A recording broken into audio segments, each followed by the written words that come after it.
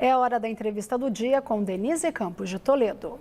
E eu converso agora com Jean Gorenstein, que é secretário estadual de saúde. Nós vamos falar sobre a situação da pandemia, vacinação no estado de São Paulo, a misteriosa hepatite infantil. Doutor Jean, boa noite. Boa noite, Denise, e a todos os telespectadores da TV Gazeta. É sempre um prazer conversar com vocês. Eu que agradeço a sua participação. E vamos começar falando de vacinação, não é? São Paulo já chegou à 4ª dose, que seria a 2ª dose de reforço, mas acima de 60 anos e pessoas com comorbidades. Eu queria saber se as pessoas que têm doenças crônicas, que entraram lá no começo da fila, se estão recebendo também, se tem previsão de redução da faixa etária, porque tem um certo prazo aí de imunidade maior das vacinas, não é? Denise, o que na verdade existe é o fato de nós darmos as vacinas para aquelas pessoas que têm uma baixa da sua imunidade.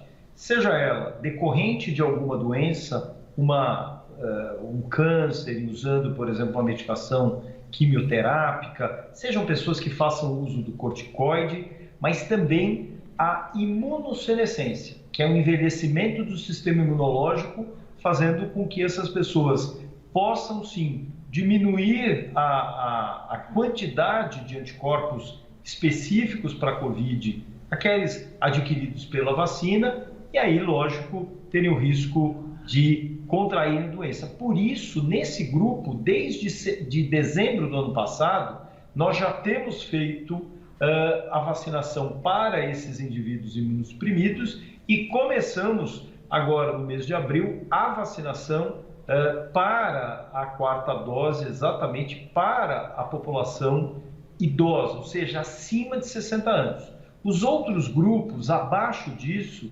têm uma resposta robusta com essas 3 doses de vacina e uma resposta que nós chamamos sustentada. Não só produzem anticorpos, como esses anticorpos se mantêm por um período mais prolongado do que os idosos ou aqueles que têm alteração da sua imunidade.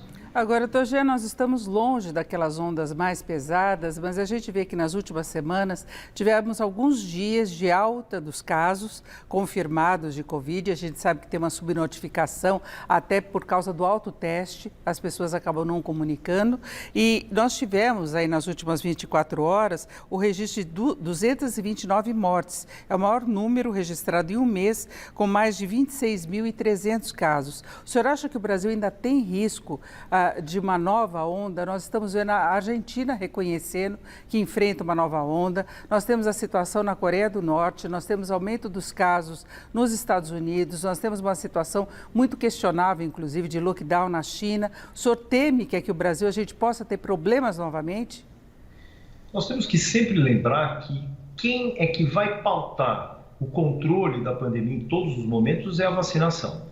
São Paulo, por exemplo, tem 94% da sua população acima de 5 anos, aquela população elegível, com 2 doses da vacina.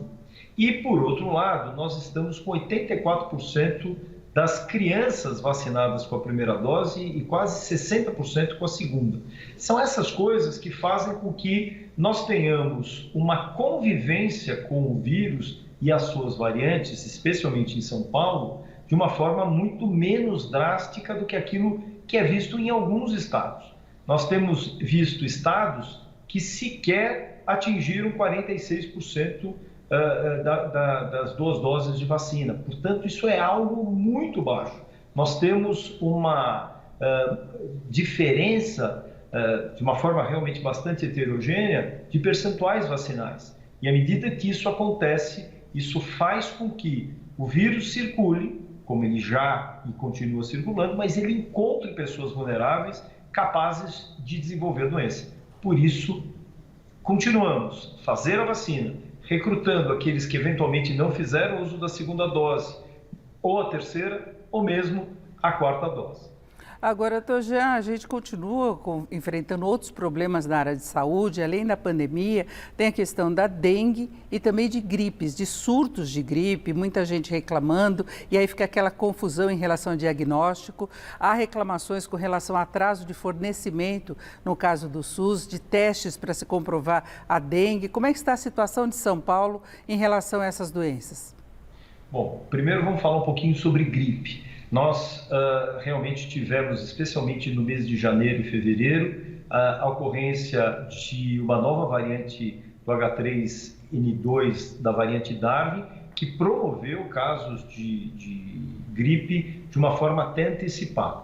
Felizmente, nós já começamos a vacinar aquelas populações ou que sejam com maior risco de desenvolver doença, e doença na sua forma grave, então gestantes, puérperas, aquelas que deram à luz nos últimos 45 dias, pessoas portadoras de comorbidades, os idosos e também grupos específicos como indígenas, quilombolas, profissionais da área da saúde, professores e da área da segurança. E dessa maneira, protegendo realmente essa população, como disse, tanto mais exposta quanto o risco maior de desenvolver doenças. Mas é importante que as pessoas tomem sim as vacinas. Nós, infelizmente, tivemos uma baixa adesão, tanto de profissionais de área da saúde, quanto também de mulheres grávidas e as puérperas. Isso é algo realmente bastante comprometedor. É importante lembrar que as mulheres grávidas, quando elas se vacinam, elas acabam produzindo aquele anticorpo para ela e levando essa proteção para o bebezinho, que só vai poder tomar vacina de gripe aos 6 anos, aos 6 meses. E durante esses meses ele estará protegido com os anticorpos da mãe. Então temos sim que vacinar. Estamos vendo hoje quanto essas temperaturas mais baixas fazem as pessoas se aglomerarem mais, andarem em ambientes mais fechados e aglomerados, e o fato de nós já vivenciarmos momentos sem máscara, circulam outros vírus, não obrigatoriamente o da Covid. Sempre a forma de proteção acaba sendo a imunização, a vacina. E a dengue, a gente pode ter um alívio nessa fase agora de frio, porque tem uma certa sazonalidade também. Se repete esse ano ou vai uma situação atípica? Pois é, o que nós observamos, nós temos hoje 107 mil casos de dengue no nosso estado. Desculpa, 104 mil, comparativamente ao que nós tivemos no mesmo período de janeiro até maio, 2 de maio, nós tínhamos no ano passado 107 mil. Então, numericamente, muito próximo. Porém, nós observamos em 190 cidades, 190 municípios, observamos um aumento do número de casos, algumas regiões até 3 vezes o número de casos, fazendo então com que nós tenhamos uma atenção maior e a pedido do próprio governador Rodrigo Garcia, nós fizemos um investimento na área da saúde, aí, com quase 12 milhões de investimentos, tanto para controle e localização desses logradouros, desses locais em que existam realmente a ovoposição das fêmeas do Aedes aegypti e, por outro lado, também fazendo com que cada vez mais a própria equipe médica, paramédica, seja orientada com relação a se fazer não só o diagnóstico mais preciso de dengue, comparativamente a outras doenças. Dengue, a gente sabe que dá dor no corpo, dor nas juntas, dor de cabeça em cima e atrás do olho, e não dá sintoma respiratório, ou seja, não dá dor de garganta, não dá tosse, não dá nariz entupido. Isso faz também com que nós estejamos conseguindo diagnosticar o que é um quadro de dengue e o que é um quadro de gripe ou de Covid-19. Então, dessa maneira, nós estamos apoiando os municípios com relação a esses diagnósticos. Certo. Agora, doutor Jean, e essa hepatite misteriosa que começou no exterior, chegou no Brasil atingindo crianças de uma faixa etária baixa, não é? O senhor, como médico infectologista também, como é que está acompanhando as pesquisas? O que se pode falar a respeito disso?